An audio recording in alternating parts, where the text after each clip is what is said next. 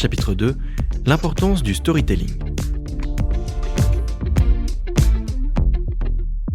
Dans le chapitre précédent, je vous ai parlé de Philippe. Philippe a une présentation à très fort enjeu qu'il travaille depuis des semaines.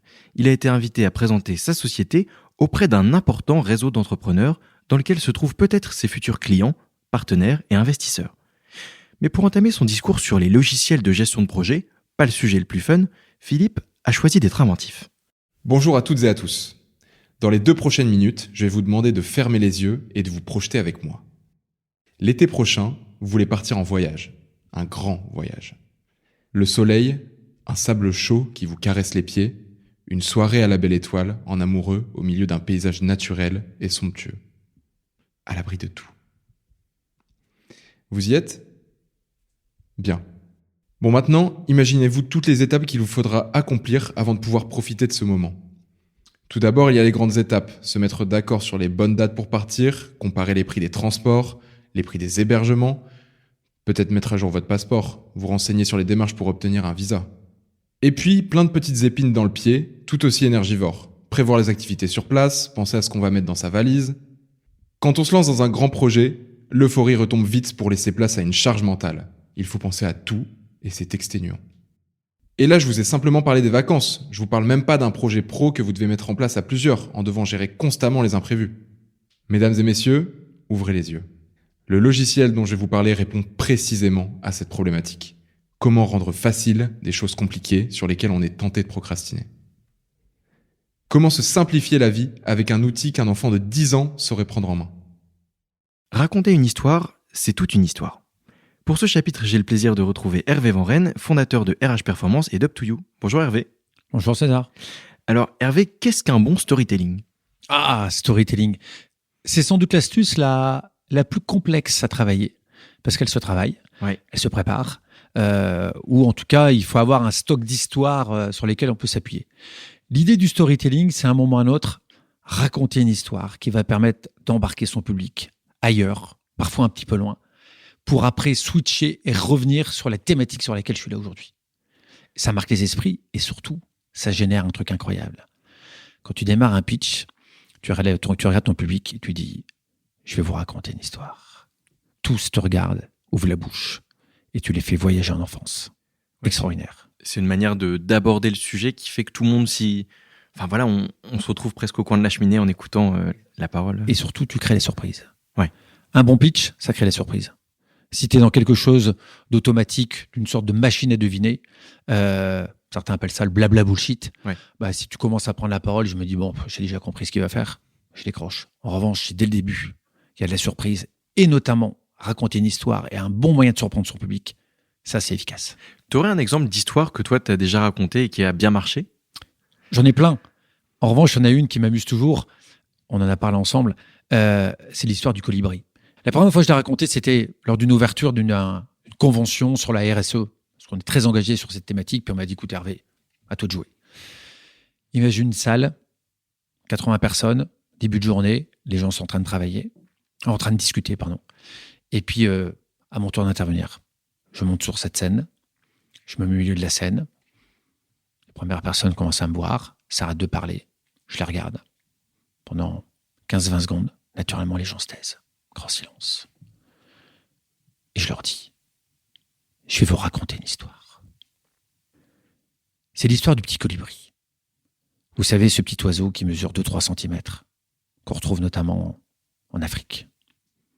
Ce petit oiseau qui voyage comme un oiseau-mouche. Imaginez la savane, les chaleurs, le sable brûlant, rouge, ocre. Les animaux sont très anxieux, très nerveux, voire terrifiés. Car le plus grand des dangers est à proximité. Le feu. Le feu arrive de toutes parts, le vent souffle, tourbillonne. Ils n'ont qu'un seul objectif, foncer, ramper, voler, vers le seul endroit qui pourra peut-être les sauver, le point d'eau. À ce moment-là, on voit un petit colibri qui fait 2-3 cm, qui vole au point d'eau, prend quelques gouttes d'eau, revient au niveau du feu et lâche ses gouttes d'eau sur le feu. Un orang-outan le regarde, lui dit « Hey, petit colibri, tu crois vraiment que tu vas éteindre le feu avec ton petit bec et tes petites ailes ?» Le petit colibri regarde l'orang-outan et lui dit « Tu as raison. Mais moi, je fais ma part. Hmm. Et vous qui êtes devant moi aujourd'hui, à cette convention, c'est quoi votre part? Et vous qui êtes devant moi aujourd'hui, qu'est-ce que vous avez fait? Qu'est-ce que vous allez faire pour notre belle planète? Et vous qui êtes devant moi aujourd'hui, quels engagements et quels changements allez-vous opérer? Etc. Elle est belle, hein? Elle est super belle. Et puis j'imagine que ça a dû bien marcher parce que ça marque. Oui. Et à la fois, tu captes l'attention, mais est-ce qu'on n'a pas le risque, avec un tel récit, que les gens finalement se perdent un peu dans leurs pensées et finalement n'écoutent pas forcément tout de suite la suite? Il y a toujours un risque. Après, je crois qu'une histoire qui est bien construite, une histoire qui est appropriée Oui. au contexte, et puis qui est bien portée, bien structurée, où on prend le temps de raconter une histoire. J'ai essayé de le faire. Une histoire, je vais être cru, ça se torche pas en 30 secondes. Il faut prendre le temps de la raconter. C'est des histoires que toi tu inventes, c'est pas des histoires que tu trouves. Alors, les deux. Ok. Les deux.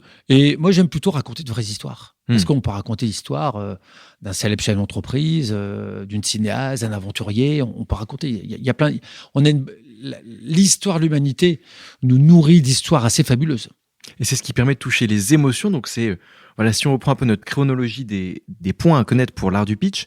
Donc il y a à raconter un storytelling qui est évidemment quelque chose de très important et ça permet de toucher les émotions, qui est aussi un autre point. Donc c'est notre 5e point. Oui.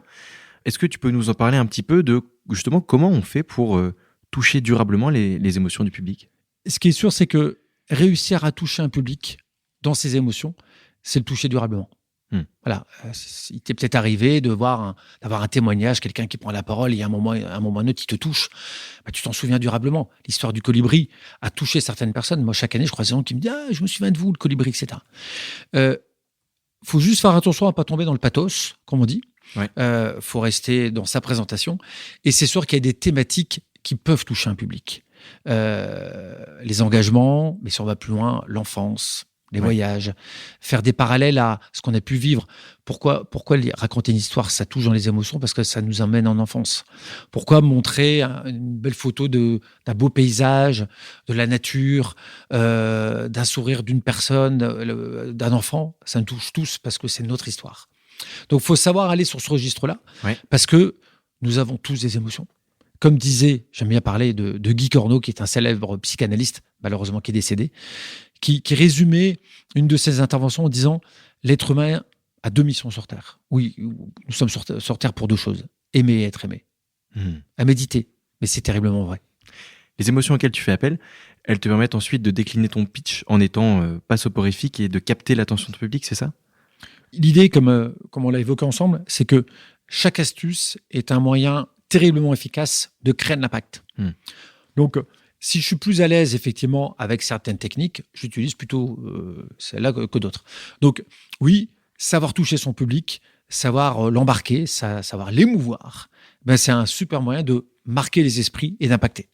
Quand on parle d'histoire, est-ce qu'on doit forcément raconter une histoire extérieure ou est-ce qu'il faut raconter son histoire? Je sais que j'ai vu plusieurs fois des entrepreneurs, des chefs d'entreprise qui pitchaient en racontant leur histoire. Et j'ai l'impression que parfois c'est très bien fait et on est à fond dedans. Et parfois il y a un peu un côté CV qui endort tout le monde. C'est comme tout, c'est le bon équilibre. C'est-à-dire que si mon histoire, elle est réellement palpitante, si mon histoire, je sais y mettre du relief, utiliser les pourquoi, les questions, etc., bah, j'ai envie de dire, tout se raconte. En revanche, si effectivement je suis en train de dérouler mon CV et je deviens chiant, ben là, l'objectif est perdu. L'objectif est perdu et je perds l'impact de mon public. On en arrive à un autre point qui est très important, c'est l'aspect visuel. Voilà, une image vaut 1000 mots. Alors là, on est sur quelque chose de sonore, mais malgré tout, ça vaut le coup d'en parler. Oui. Toi, tu t'appuies sur des visuels quand tu fais des présentations. C'est quoi ton rapport à ça? Est-ce que tu suis tes slides en les regardant des yeux? Comment tu gères ça? Alors, des slides, si vous en utilisez, pourquoi pas? Vous n'êtes pas obligé. C'est un exercice plus difficile, j'entends. Et puis surtout, c'est que si vous utilisez des slides, s'il vous plaît, pas des dizaines et des dizaines. J'ai déjà entendu quelqu'un qui me disait « Moi, on m'a appris une slide par minute. » L'enfer, ouais, c'est long. Indigeste. Moi, j'aime bien rappeler ça. Il faut respecter son public. Et respecter son public, c'est lui permettre de digérer. Un public ne peut pas digérer 30, 40, 50, 100 slides. Donc, comment je vais à l'essentiel? Nous devons être les designers de la communication et savoir aller à l'essentiel. Donc, c'est quoi les quelques slides? Mes slides, bien évidemment, je ne les regarde pas parce que je regarde mon public. Regarder son public, c'est le scanner en permanence. Regarder, s'assurer que tout le monde est toujours concentré, que les gens sont toujours en train de m'écouter. Si à un moment ou à un autre, ils ne m'écoutent pas, savoir s'arrêter, les regarder, questionner. Et pour pouvoir repartir. Et pour pouvoir les repartir, les embarquer. Ça, c'est fondamental. On en vient tout droit à notre 7e point qui est le less is more. Comment on fait pour être synthétique et réussir à dire autant de choses qu'on veut en 3 minutes ou 2 minutes, tout en sachant qu'il faut forcément être concis? Belle traduction, César. Oui, less is more, allez à l'essentiel. Ça rejoint ce qu'on disait auparavant, c'est quelles questions je dois me poser en me disant, c'est quoi les bonnes informations?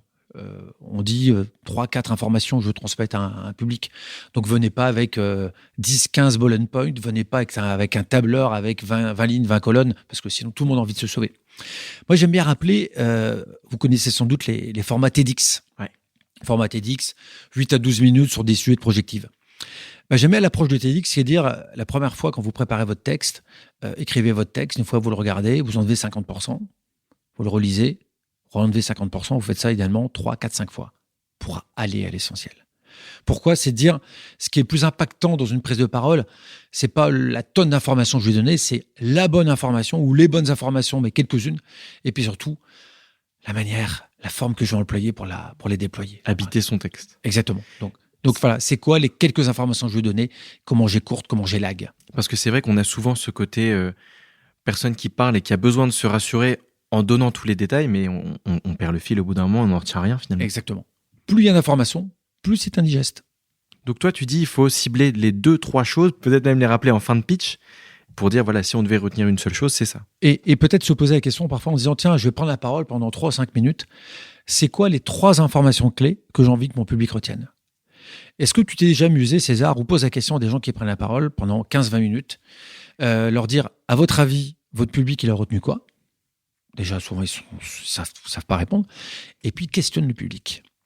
Tiens, vous avez assisté à une prise de parole ce matin de 15-20 minutes, vous avez retenu quoi? En général, les gens, c'est attends, je sais plus. Ouais. Et parfois, c'est une idée. Donc, si je viens avec un objectif de 3 idées, forcément, mon discours va être structuré. Je vais poser les choses, je vais savoir mettre en avant.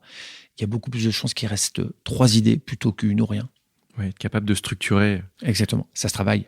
Alors, en parlant de structure, on viendra dans quelques instants sur comment on parle, comment on modifie son langage et comment on utilise son corps. Ça va être notre sujet de notre chapitre 3. À tout de suite.